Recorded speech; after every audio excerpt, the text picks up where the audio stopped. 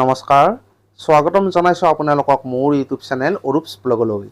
এই ভিডিঅ'টিত আপোনালোকক দেখুৱাম ইউডাইচ প্লাছত আপোনালোকে কেনেদৰে প্ৰথম আৰু ক শ্ৰেণীত নতুনকৈ নামভৰ্তি কৰা ছাত্ৰ-ছাত্ৰীসকলৰ নামসমূহ অন্তৰ্ভুক্ত কৰিব। এই ভিডিঅ'টোত আপোনালোকক ষ্টেপ বাই ষ্টেপ গোটেইখিনি কথা দেখুৱাবলৈ চেষ্টা কৰিম, গতিকে আশা কৰিছোঁ আপোনালোকে ভিডিঅ'টো অকণো স্কিপ নকৰাকৈ শেষলৈকে সম্পূৰ্ণকৈ চাব আৰু ভিডিঅ'টি চাই ভাল লাগিলে লাইক আৰু শ্বেয়াৰ কৰি দিব। ইউডাইচ প্লাছত প্ৰথম আৰু ক শ্ৰেণীত যিসকল ছাত্ৰ-ছাত্ৰীয়ে এইবাৰ আমাৰ বিদ্যালয়সমূহত নতুনকৈ নামভৰ্তি কৰিছে তেওঁলোকৰ নামসমূহ অন্তৰ্ভুক্তিকৰণৰ বাবে এড ষ্টুডেণ্ট অপশ্যন খুলি দিয়া হৈছে। আৰু এতিয়াৰ পৰা আমি ক শ্ৰেণী আৰু প্ৰথম শ্ৰেণীত নতুনকৈ নামভৰ্তি কৰা ছাত্ৰ-ছাত্ৰীসকলৰ নামসমূহ ডাইচত ভৰাব পাৰিম অথবা ইউডাইচ প্লাছত ভৰাব পাৰিম। ছাত্ৰ-ছাত্ৰীসকলৰ নামসমূহ ইউডাইচ প্লাছত ভৰাবৰ কাৰণে আমি আমাৰ মোবাইলৰ যিকোনো এটা ব্ৰাউজাৰলৈ যাম আৰু তাত চাৰ্চ কৰি দিম ইউডাইচ প্লাছ। আৰু তেনেদৰে চাৰ্চ কৰাৰ পিছত আমি যিটো ৱেবছাইট পাম ইয়াতে স্ক্ৰীনত আপোনালোকে দেখা পাইছে udaiceplus.gov.in, তো তাত আমি ক্লিক কৰি দিম। আৰু তাত ক্লিক কৰাৰ পিছত ইয়াতে আপোনালোকে ওপৰৰ কোণৰ পিনে দেখা পাইছে লগ ইন ফৰ অল মডিউলছ, তো তাত আমি ক্লিক কৰি দিম। আৰু তাত ক্লিক কৰাৰ পিছত ইয়াতে আমি এনেদৰে দেখা পাম select state for log in আৰু তলৰ পিনে আছে চিলেক্ট ষ্টেট, তো ইয়াতে ক্লিক কৰি আমি আমাৰ ষ্টেট আসাম চিলেক্ট কৰি ল'ম আৰু তাৰপিছত গোত ক্লিক কৰি দিম। আৰু গোত ক্লিক কৰাৰ পিছত আমি এনেদৰে চাৰিটা অপশ্যন পাম log in for school directory or user management, profile and facilities 2025-2026, teacher module আৰু লগতে ষ্টুডেণ্ট মডিউল। তো আমি ছাত্ৰ-ছাত্ৰীসকলৰ নামসমূহ ইউডাইচ প্লাছত ভৰাবৰ বাবে ষ্টুডেণ্ট মডিউলৰ কাষতে থকা লগ ইন অপশ্যনত ক্লিক কৰি দিম। আৰু যেতিয়া আমি লগ ইন অপশ্যনত ক্লিক কৰি দিম তেতিয়া আমি এনেদৰে দেখা পাম, তো ইয়াতে আহিছে চাইন ইন আৰু ইয়াতে বিচাৰিছে ইউজাৰ নেম আৰু পাছৱৰ্ড। তো আপোনালোকে নিজৰ বিদ্যালয়ৰ ইউজাৰ নেম আৰু পাছৱৰ্ডটো ইয়াতে এণ্টাৰ কৰিব।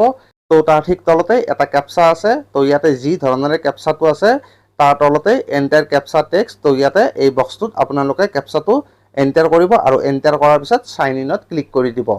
আৰু চাইন ইনত ক্লিক কৰাৰ পিছত ইয়াতে স্ক্ৰীনত দেখাৰ দৰে আপোনালোকে দেখা পাব, তো ইয়াতে আপোনালোকে ৰেড কালাৰত দেখা পাইছে কাৰেণ্ট একাডেমিক ইয়াৰ 2026-2027, তো তাত আপোনালোকে ক্লিক কৰি দিব। আৰু তাত ক্লিক কৰাৰ পিছত ইয়াতে আপোনালোকৰ আগত যিকেইখন পপ আপ উইণ্ড' খোল খাব, তো তাৰ তলতে থকা ক্ল'জত ক্লিক কৰি দিব। আৰু ক্ল'জত ক্লিক কৰাৰ পিছত ইয়াতে আপোনালোকে দেখা পাব ইয়াতে আপোনালোকৰ বিদ্যালয়ৰ ছাত্ৰ-ছাত্ৰীসকলৰ সংখ্যাসমূহ ইয়াতে শ্ব' কৰিব।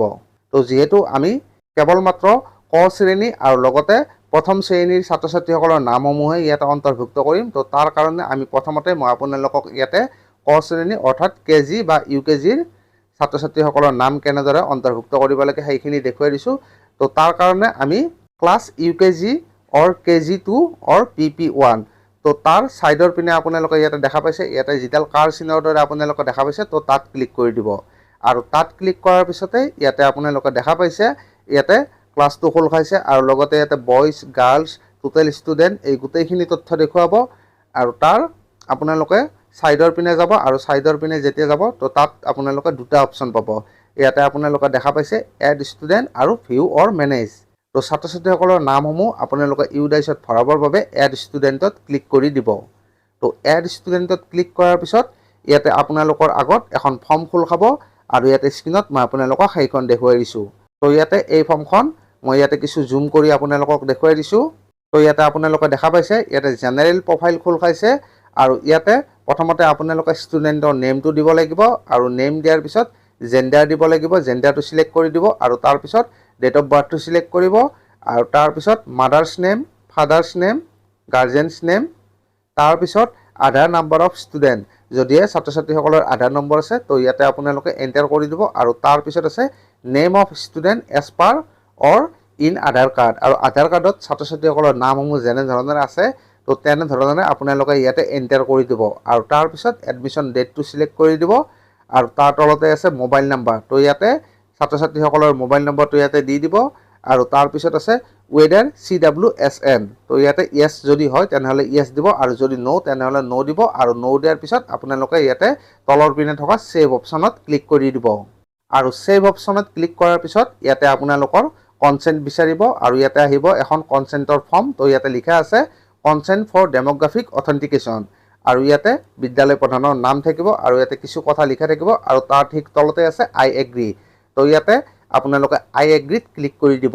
আৰু আই এগ্ৰীত ক্লিক কৰাৰ পিছত আকৌ এখন পপ আপ উইণ্ড' খোল খাব আৰু তাত আপোনালোকে দেখা পাব confirm the following details R correct, তো ইয়াতে ছাত্ৰ-ছাত্ৰীসকলৰ class, name of student, father's name, mother's name আৰু ডেট অফ বাৰ্থ এই গোটেইখিনি আপোনালোকে যি ধৰণেৰে ইয়াতে এণ্টাৰ কৰিছিল ঠিক তেনেধৰণেৰে দেখা পাব।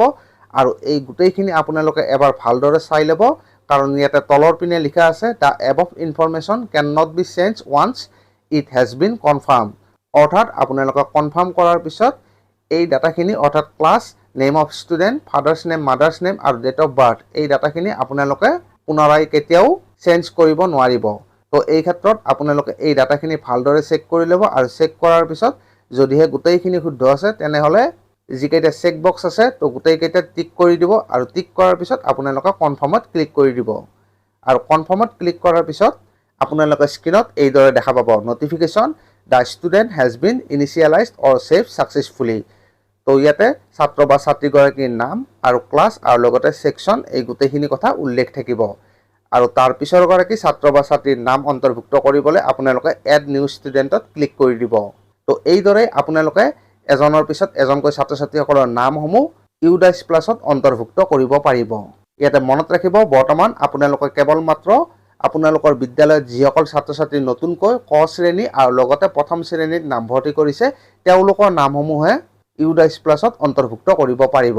তো আশা কৰিছোঁ আপোনালোকে এই গোটেই প্ৰচেছটো ভালদৰে বুজি পাইছে, আৰু এই ভিডিঅ'টি চোৱাৰ পিছত আপোনালোকে নিশ্চয়কৈ অতি সহজে আপোনালোকৰ বিদ্যালয়ত ক শ্ৰেণী আৰু প্ৰথম শ্ৰেণীত নতুনকৈ নামভৰ্তি কৰা ছাত্ৰ ছাত্ৰীসকলৰ নামসমূহ ইউডাইছ প্লাছত ভৰাব পাৰিব।